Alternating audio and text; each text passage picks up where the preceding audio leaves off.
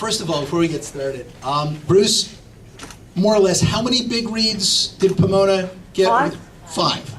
5 big reads. 5 federal grants to the Pomona Library. The city of Pomona. City of Pomona, sorry about that. And you invite me to follow him.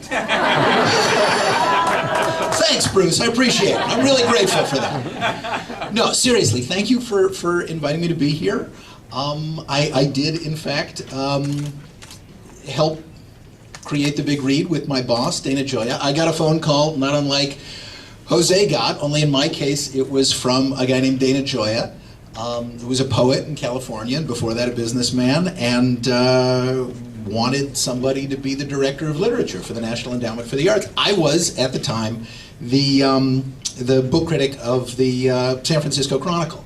And I knew that if I took the NEA job, I was probably the last book critic the San Francisco Chronicle would ever have.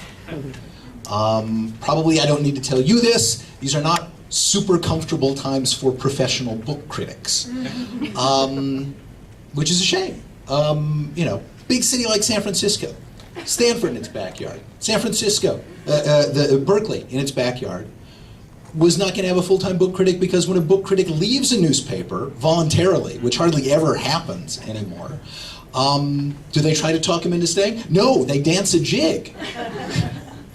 And just a parenthetical note here about Dana.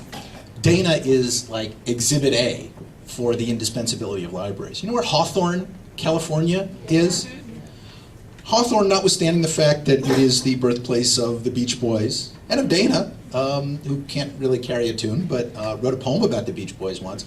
Hawthorne is not the garden spot of the universe, and it does not spend a whole lot per capita on education. It's a working class neighborhood, not unlike Boyle Heights, where I spend a lot of time these days. And if it weren't for the Hawthorne Public Library, and Dana is the first person to tell you this, he would not have become a poet, he would not have become a businessman, and he sure as shootin' would not have become the chairman of the National Endowment for the Arts and been on the other end of the line when my phone rang and said, how'd you like to come to Washington and get America reading again?